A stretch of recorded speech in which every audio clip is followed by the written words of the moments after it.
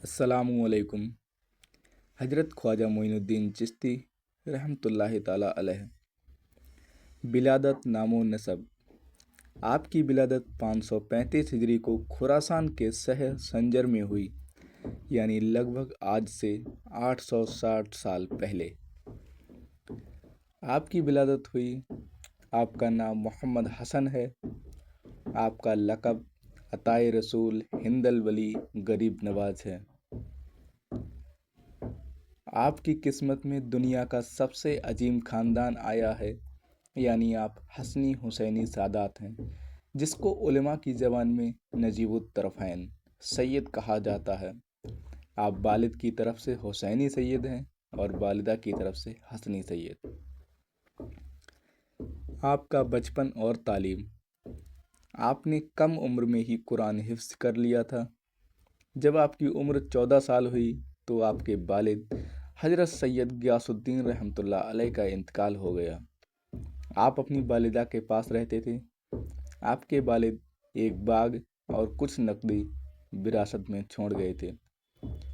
ایک دن آپ نے اپنی والدہ سے کہا کہ اے امی جان، میرا من باغ اور گلشن باغیچہ کی رکھوالی میں نہیں لگتا، بلکہ میں چاہتا ہوں کہ اس باغ کی حفاظت کروں اور اس گلشن کو تر و تازہ کروں اور ہرا بھرا رکھوں جسے میرے جد امجد حضرت محمد مصطفیٰ صلی اللہ علیہ وسلم نے لگایا ہے۔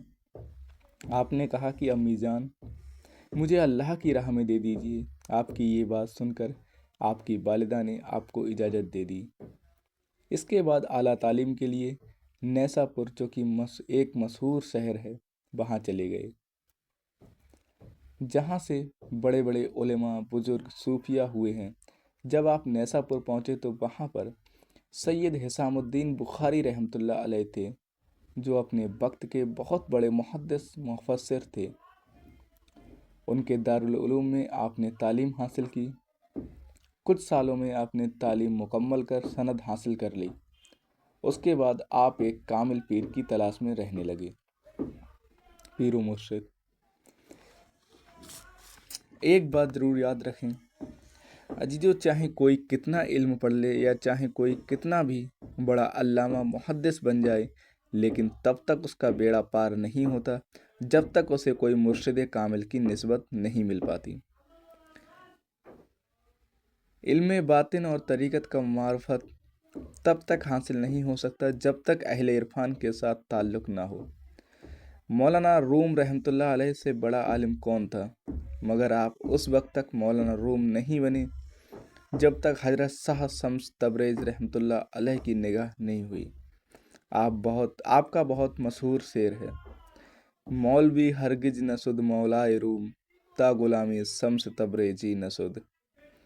حضرت خواجہ معین الدین رحمۃ اللہ علیہ نے علم دین حاصل کرنے کے بعد کامل پیر کی تلاش شروع کر دی۔ اللہ تبارک و تعالیٰ ارشاد فرماتا ہے: اے ایمان والو، اللہ سے ڈرو، تقوی اور پرہیزگاری اختیار کرو اور اللہ کی طرف وسیلہ ڈھونڈو۔ علماء اکرام اور صوفیہ اعظام فرماتے ہیں کہ وسیلے سے مراد مرشد کامل ہے۔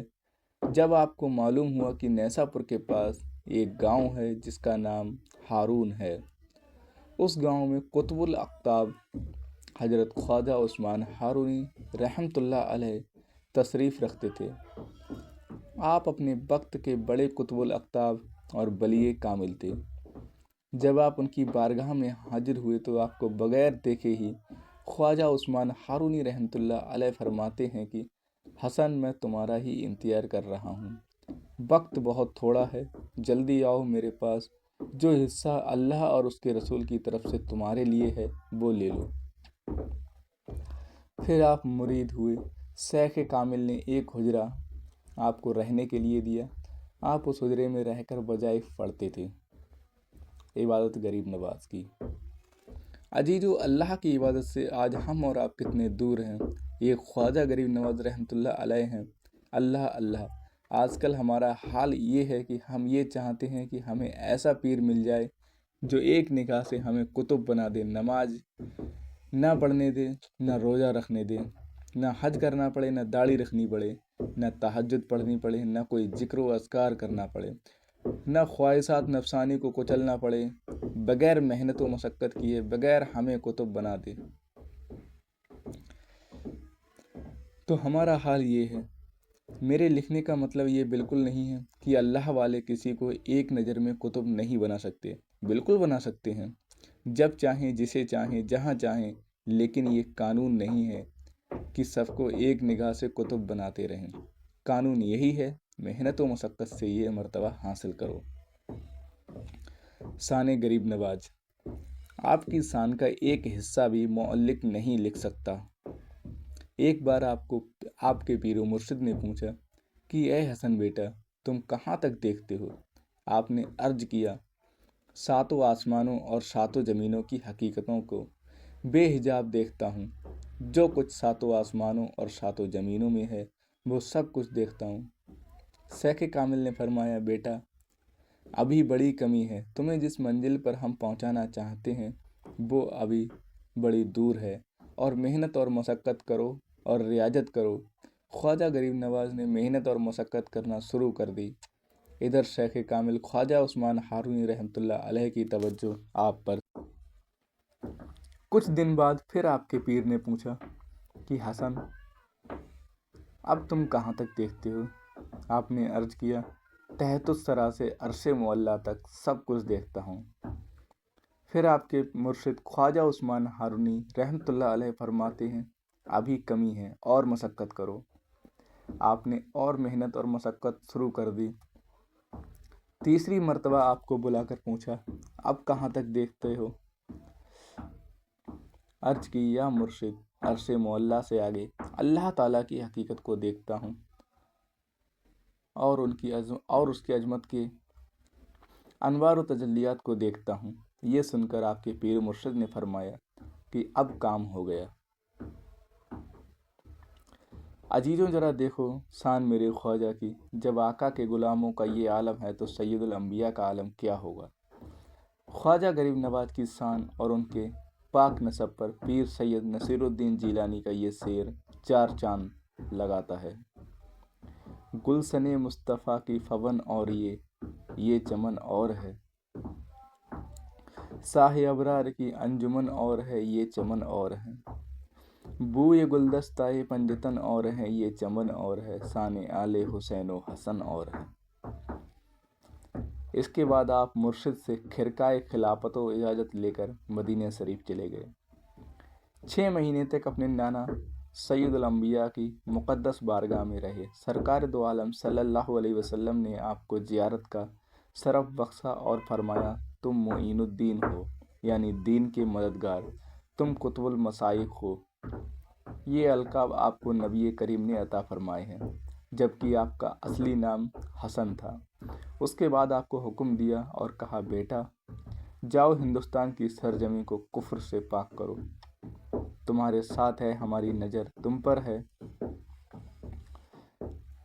تو اس طرح سے آپ حکم پانے کے بعد مدینہ شریف سے اجمیر شریف کے لیے روانہ ہوئے۔ مدینہ منورہ سے اجمیر تک نبی کریم کا حکم ملنے کے بعد آپ ملک شام کے راستے سے عراق آئے۔ حضرت سرکار غوث اعظم رحمۃ اللہ علیہ سے ملاقات کی۔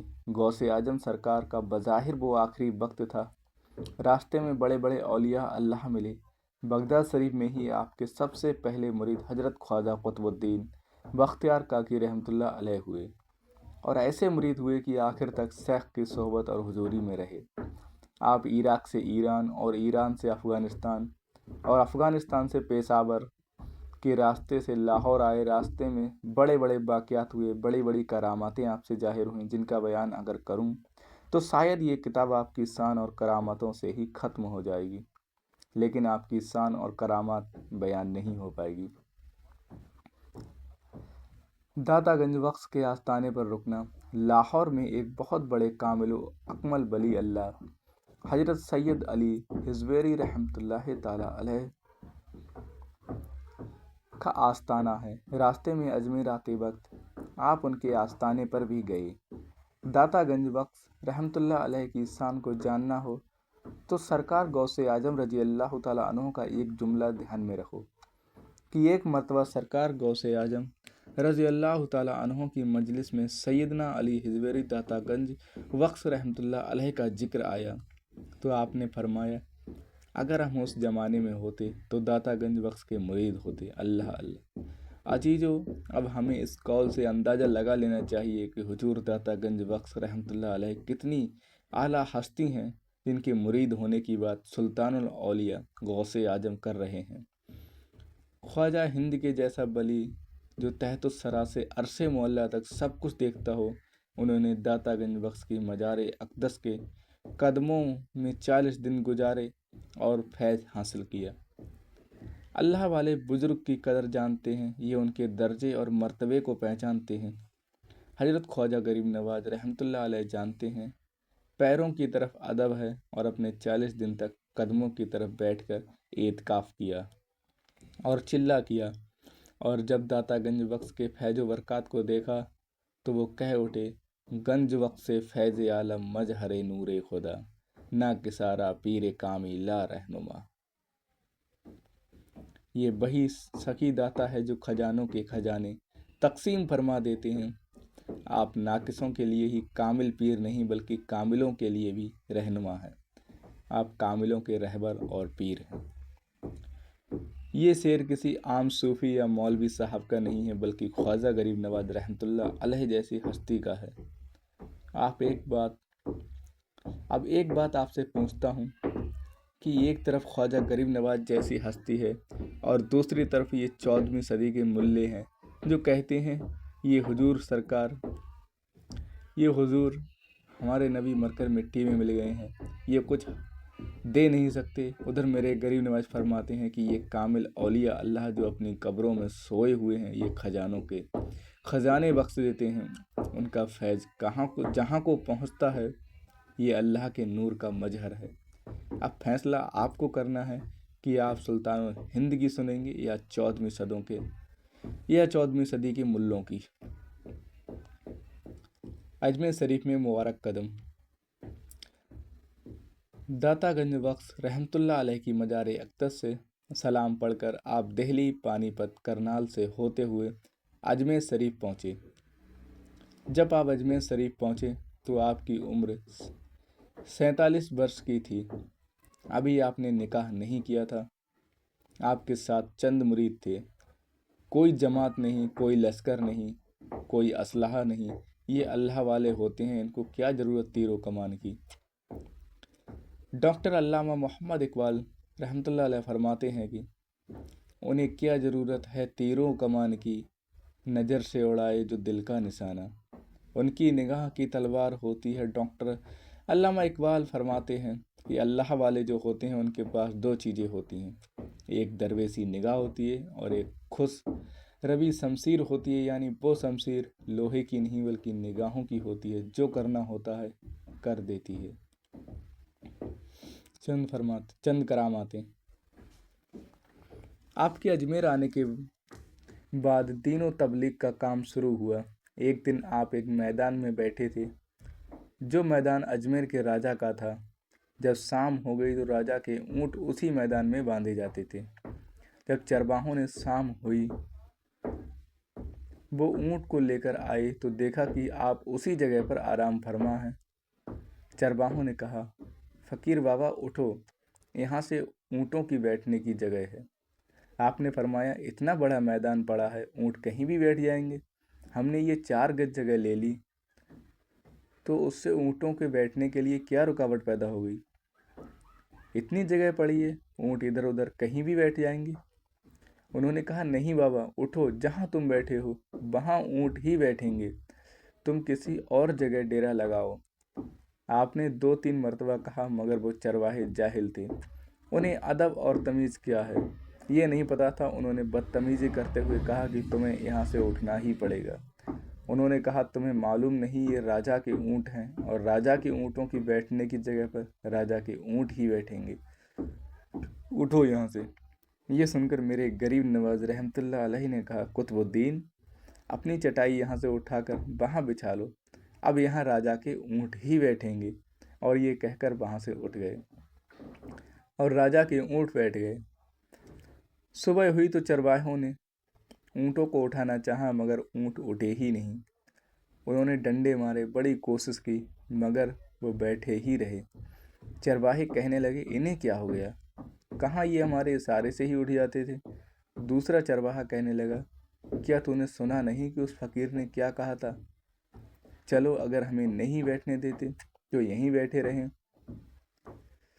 जब ही तो बैठे हुए हैं, उन्होंने सोचा, चलो देखें वो फकीर कौन है। लोग देखने के लिए आ रहे थे। कोई कह रहा था फ़कीर बड़ा कामिल है, कोई कह रहा था कि फ़कीर बड़ा जादूगर है, उसने ऊँटों पर जादू कर दिया है। ये बात राजा तक भी पहुँच गई। राजा ने कहा, जाओ फ़कीर से माफ़ी मांगो। फ़कीर तो मखलूक पर मेहरबान होते हैं, और अब आपने बेजुबानों पर जादू कर दिया है। मेहरबानी करके अपना जादू वापस लो, ताकि ये ऊँट उड़ जाएं। फिर वो चरवाहे आपके पास आए, रोने लगे और माफ़ी तलब करने लगे। आपने कहा, आइंदा बदतमीज़ी मत करना, और हम जादू वगैरह नहीं करते। फिर आपने माफ़ फरमाया। उसके बाद राजा के ऊँट उठ कर बैठ गए। अब पाँचों वक्त अजान होती थी, नमाज होती थी। आप इस्लाम की तालीमात बयान फरमाते थे, कुफ्र और शिर्क की तरदीद करते थे। अना सागर का कासे में सिमटना। आपकी आमद का तज़किरा अजमेर के हर कोने में फैलने लगा। आखिर ये बात राजा तक पहुंची कि एक मुसलमान फ़कीर आया है। उसके साथ कुछ लोग हैं जो पाँचों वक्त अजान देते हैं और हमारे पवित्र तालाब को भ्रष्ट करते हैं। उसी में हाथ धोते हैं और मुंह धोते हैं, पैर धोते हैं, और ये धर्म के खिलाफ लोग हैं और हमारे तालाब को अपवित्र नापाक करते हैं। इसलिए इन्हें यहाँ से हटाया जाए। वो हमारे धर्म के खिलाफ बातें करते हैं। वो कहते हैं कि मूर्तियाँ पूजा के लायक नहीं, ये तो पत्थर हैं। हमारे खुदाओं की वो तौहीन करते हैं और उनकी बातों से मुतासिर होते हैं हमारी हुकूमत में। हमारी हुकूमत में अगर कोई मुसलमान आकर हमारे लोगों को मुसलमान बना दे और हमारे धर्म के लोग अपना धर्म छोड़कर उस दीन में चले जाएं, ये हमारे लिए बड़े अफसोस की बात होगी। इसीलिए उस फ़कीर को यहाँ से हटाया जाए। उसके बाद राजा के सिपाही आते हैं और आपसे कहते हैं कि राजा का हुक्म आया है, तुम यहाँ से चले जाओ, क्योंकि तुम गोश्त खाते हो, धर्म के खिलाफ बातें करते हो, हम बर्दाश्त नहीं कर सकते। तुम हमारे उस मुक़द्दस पवित्र तालाब में अपने पैर वगैरह धोते हो, जाओ किसी और जगह जाके अपना डेरा लगाओ। आपने इरशाद फरमाया, इतनी दुनिया आती है, कोई तालाब में नहाता है, हत्ता कि जानवर भी आकर पानी पी जाते हैं, तो हम तो उससे बस वुजू कर लेते हैं, तो क्या हो गया? उन्होंने कहा, वो हमारे धर्म के लोग हैं और तुम हमारे धर्म के खिलाफ हो। बस राजा का हुक्म है कि तुम्हें आइंदा उसमें हाथ पांव धोने की इजाज़त नहीं। खबरदार, आइंदा तुम उसमें हाथ पैर नहीं धोओगे, वरना हम सख्ती करेंगे। मेरे ख्वाजा गरीब नवाज रहमतुल्लाह अलैह ने अपने मुरीद हज़रत ख्वाजा कुतुबुद्दीन बख्तियार काकी रहमतुल्लाह अलैह से फरमाया कि शायद ये लोग हमें वुजू ना करने दें। जाओ, मस्कीजा छोटी बाल्टी तो भरकर ले आओ, अगर पानी की ज़रूरत पेश आई तो कुछ पानी तो पास रहेगा। जब हज़रत ख्वाजा कुतुबुद्दीन ने मस्कीजा भर लिया तो अना सागर का सारा पानी खुश्क हो गया। ये मेरे ख्वाजा हिंद की अदना सी करामत थी, जो आपने अपने तसर्रुफ़ से सारे अना सागर को मस्कीजा में भर लिया।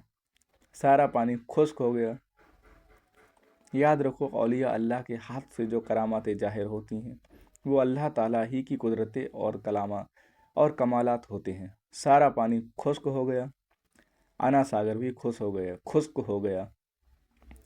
पानी जब खुश्क हुआ तो कोहराम मच गया, क़यामत बर्पा हो गई। इधर बच्चे बूढ़े सब प्यास की शिद्दत से बिलबिला रहे थे। हर तरफ शोर मच गया, कोहराम मच गया कि फ़कीर ने जादू करके सारे अजमेर के पानी को खुश्क कर दिया। जब बात राजा के दरबार में पहुंची तो राजा ने वजीरों को बुलाकर मशवरा किया। कहने लगा, या तो फ़कीर कामिल फ़कीर है, या तो वो दौरे वक्त का सबसे बड़ा जादूगर। अब तो इसने हमारी ज़िंदगी मुश्किल कर दी है। फिर जब जान पे बन आई तो ये तय हुआ कि जैसे ही जैसे हो सके विनती करके उन फ़कीर को मनाया जाए और उनसे कहा जाए वो अगर माफ़ नहीं करेंगे तो अजमेर में हर घर से लाशें ही लाशें मिलेंगी, क्योंकि बच्चों और औरतों में प्यास की शिद्दत से कहर बरपा था। लोग आए, आपके पास रोने लगे, कदमों में गिर गए, मिन्नतें करने लगे, बाबा रहम आपने जादू कर दिया, अना सागर को खुश कर दिया है। मेरे सुल्तान ने फरमाया हमारा जादू से कोई ताल्लुक़ नहीं है, हम मुसलमान हैं, हमारा दीन इस्लाम है और यही सच्चा दीन है। हम यहाँ इस्लाम की तबलीग के लिए आए हैं, इस्लाम की रोशनी आप सबके दिल में जगाने के लिए आए हैं, हमारा जादू से कोई ताल्लुक़ नहीं है। आपने फरमाया तुमने हमें वुजू से रोक दिया था कि हम वुजू नहीं कर सकते, फिर आपको राजा की तरफ से वुजू की छूट आई। आपने फिर रहम दिली दिखाते हुए कुतुबुद्दीन से कहा जाओ मस्कीजे में जो पानी है उसे अना सागर में पलट दो। आपका हुक्म पाकर मस्कीजा अना सागर में पलट दिया गया, पानी उबल पड़ा और देखते ही देखते सारा अना सागर पानी से लबरेज हो गया। आज तक उस अना सागर के पानी में कमी नहीं आई है। जिस दिन आपकी ये करामात जाहिर हुई उस दिन मुतस्सिर होकर 32,000 काफिरों ने इस्लाम कबूल किया। आपके अक़वाल, आपने अपने चाहने वालों को नसीहत फरमाई है कि जिन पर अमल करना बहुत ज़रूरी है, क्योंकि वो सुल्तानुल हिंद औलिया हिंद हैं। आपको हिंद का महाराजा कहा जाता है, आप बलियों के भी सुल्तान हैं। आपके कुछ ज़रूरी और मशहूर अक़वाल ये हैं। बारगाह खुदाबंदी में नमाज से कुर्ब हासिल होता है। नमाज अब्द और माबूद के बीच राज है और मेराजुल मोमिनीन है। खुदा का दोस्त वो होता है जिसमें 3 चीज़ें हों। पहली चीज़ सखावत दरिया जैसी, दूसरी शफ़क़त आफ़ताब की तरह, तीसरी तवज्जो ज़मीन की तरह। और फरमाया नेकों की सोहबत नेक काम करने से बेहतर और बुरे लोगों की सोहबत बदी करने से बदतर है। अल्लाह की मखलूक से मोहब्बत करो, नफ़रत किसी से भी ना करो। ख्वाजा गरीब नवाज एक नज़र में। अजीज़ो, आपने अभी तक जो पढ़ा है, आपने गौर किया कि ख्वाजा मोइनुद्दीन चिश्ती हसन संजरी रहमतुल्लाह अलैह एक बलिए कामिल, एक मोतबर आलिम थे। आप बहुत ही ज़्यादा रहमदिल दयालु थे। आपकी बारगाह में हर धर्म के लोग आते हैं। आपने कभी भेदभाव नहीं किया। आपने जैसा सलूक अपने मुरीद से किया बिल्कुल वैसा सलूक अपने गैरों से भी किया। आप सबसे मोहब्बत करते थे। आपका ये कौल बहुत मशहूर है कि मोहब्बत सबसे करो, नफ़रत किसी से नहीं। आपने सभी के दिलों में प्रेम भाईचारे का परचम लहराया है। आज भी देश की बड़ी बड़ी मशहूर हस्तियां आपके आस्थाने पर जाती हैं और आपके वसीले से दुआएं मांगती हैं। आपसे हर मजहब के लोग अकीदत रखते हैं। आप हिंद के बलियों के सुल्तान हैं। अहले हिंद आपको अपना पेशवा मानते हैं, लेकिन हम और आप किसी बली के मकाम को तय नहीं कर सकते। ये काम बड़ों का है, छोटों का नहीं। आप ख्वाजा गरीब नवाज की ज़िंदगी से सबक लें। बिल यकीन वो हिंद में हमारे पेशवा हैं और रहेंगे। आपके सदक़े में अल्लाह हम सब के गुनाहों को मिटाकर नेक सालेह मोमिन बनने की तौफीक अता करे। आपकी मोहब्बत ही हम सब के लिए खुश नसीबी है। आपकी बारगाह में आला हज़रत अज़ीमुल बरकत रहमतुल्लाह अलैह का एक शेर जहन में गर्दिश कर रहा है। ख्वाजाए हिंद वो दरबार है आला तेरा, कभी महरूम नहीं मांगने वाला तेरा, या मोइन हक मोइन। अस्सलामुअलैकुम। दोस्तों, वीडियो पसंद आई हो तो वीडियो को लाइक करें और अपने दोस्तों के साथ शेयर करें और चैनल को सब्सक्राइब ज़रूर करें और कमेंट में लिखें कि हमें कैसी लगी आपकी वीडियो। मिलते हैं आगे फिर अगले वीडियो में। तब तक के लिए आप अपना और अपने घर वालों का ख्याल